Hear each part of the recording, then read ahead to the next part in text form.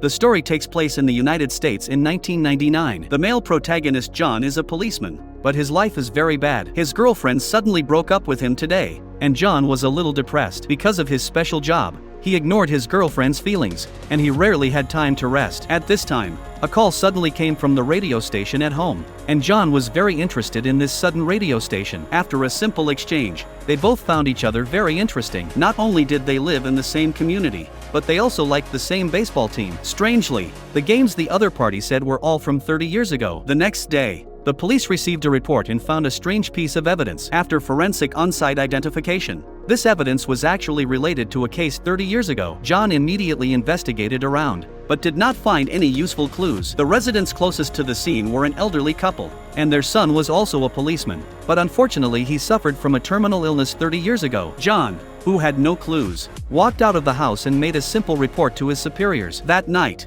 John returned home and wanted to rest immediately, but heard a call from the radio station again. The other party seemed very excited because John actually predicted the result of the game. As the two people communicated more deeply, an amazing truth was revealed. It turned out that the other party was his father, who had passed away 30 years ago. At first, they all thought it was a prank until Frank accidentally set the table on fire, and traces appeared on John's table at the same time. John didn't know why such a bizarre situation happened, but he was sure that the other party was his father. He didn't continue to explain, but reminded his father that there would be a fire the next day. Frank was very angry after hearing this and loudly stated that such a situation would never happen, and then forcibly cut off the signal. The next day, Frank, a firefighter, soon discovered the abnormality. John not only predicted the result of the game again, but also predicted the location where the fire brigade was going. This made Frank very confused, and he even began to slowly believe that the other side of the radio station was really his future son. Frank arrived at the fire scene with his own guesses, and Frank bravely entered the house to save people. However,